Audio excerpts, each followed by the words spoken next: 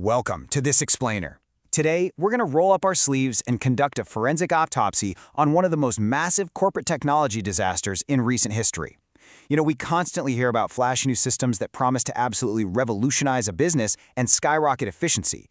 But what actually happens when that technological dream becomes a devastating nightmare? Well, let's find out. $580 million. Just let that number sink in for a second. We are not talking about a little rounding error or a minor budget slip here.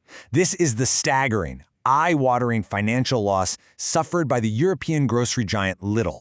And this massive figure, this is the crime scene we're investigating today. So you might be wondering, how do you possibly lose over $500 million on software? It's mind-boggling. Back in 2011, Lidl kicked off this massive 7-year project known internally as ELWIS to implement an SAP Enterprise Resource Planning or ERP system. They dedicated thousands of staff members to it. They brought in hundreds of outside consultants, the whole shebang. But by 2018, the project was completely dead. Lidl was ultimately forced to pull the plug and just revert right back to its old, outdated inventory system with absolutely nothing to show for all that time and money. This sets up our central mystery. Why did such a massive project fail so spectacularly? Okay, let's dive into this. Here's our roadmap for the investigation. We'll start with the introduction, then compare technology versus customization, look at the organizational culture trap, analyze the human factor and top management, unpack organizational change management, and finally summarize why people must come before systems. Starting with Section 1, Technology versus Customization. Whenever a massive software implementation crashes and burns, organizations and project managers instinctively point their fingers right at the technology. They blame the software, claiming it was flawed or just a bad fit for their special business. But there's a glaring contrast here. SAP is an absolute industry powerhouse. They are recognized by Forbes as one of the top 25 most valuable brands in the entire world. So the failure at Lidl was absolutely not an inherent flaw in the SAP platform itself. The software works brilliantly for thousands of other global companies. If the vendor is that rock solid, the breakdown had to happen internally, on the client side. And this brilliantly illustrates exactly where things started to go off the rails, with a massive requirements gap. See, since its inception, Lidl based its inventory management entirely on purchase prices. However, SAP's standard platform is built around retail prices. That's the global standard. But instead of adapting their internal processes to fit those global industry standards, Lidl flat out refused to change. This brings us to an absolutely crucial concept in project management, business process reengineering, or BPR. It's basically the process of redesigning your workflows to align with the best practices already built into the new software. It's about adapting. But Lidl's stubborn refusal to re-engineer their processes led them down the dark, expensive path of excessive customization. They demanded the software be bent and altered to fit their old ways of doing things.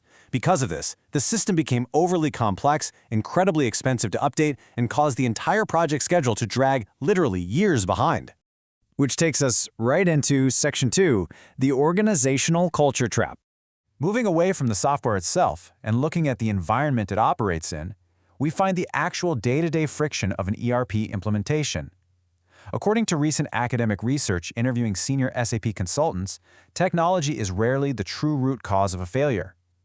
The real issues? They're organizational. We're talking about a weak corporate culture that resists knowledge sharing. We're seeing a severe lack of project preparation where the basic goals aren't even defined. Users are entirely missing from the planning phase, training is totally ineffective, and people are just desperately, stubbornly clinging to their old ways of working. In fact, one senior SAP consultant who participated in the academic thesis hit the nail on the head, noting, "The end users, they don't know what will happen, they get no good communication, and they get no trainings at all." Think about your own company for a second. How often are massive new tools forced onto teams without any actual training or clear communication? It leaves users completely in the dark, and naturally, as a result, they actively work against the new technology. Let's move to Section 3, the human factor and top management. This directly brings us to the ultimate culprit, the human factor, specifically sitting at the very top of the corporate ladder. If top management isn't totally aligned, the project is basically doomed from day one. In the Lidl case, they had a revolving door of executives throughout that entire 7-year period. Every single time a new leader came in, priorities shifted, and the alignment between the business and IT was completely destroyed. On top of that, the academic thesis highlights that management often lacks basic ERP knowledge. This leads to terrible project management decisions, like hiring consultants based purely on the cheapest budget rather than their actual skills, which inevitably creates inefficient, confused project teams. And that cascades perfectly into Section 4, Organizational Change Management. As those top-level management failures happen, they bleed downward, infecting the rest of the organization's ability to adapt. So, what is organizational change management exactly? It is the structured process of looking at the people side of a major enterprise change. It's not about writing code or configuring servers. It's about addressing the real, psychological impact on your workforce. It's actively managing user resistance, addressing very valid fears of job loss, and communicating key messages effectively. How well a company handles this specific process is what actually dictates whether a project survives or dies.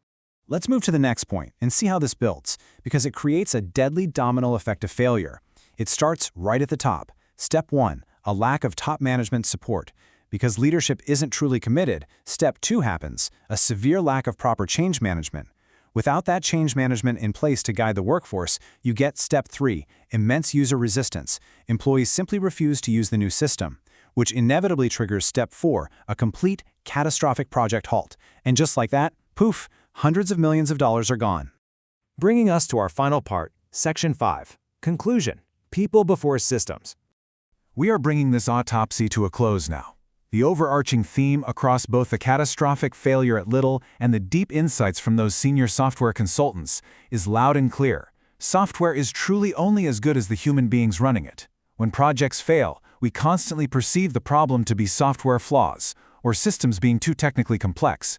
But the actual root causes? It's organizational stubbornness. Just like Little, flat out refusing to change its standard pricing processes. It's a poor company culture, and it's uncommitted leadership. The data proves that technological issues are almost always deeply rooted in human contribution and poor project management. So I'll leave you with this final provocative thought. Is your organization truly ready for change?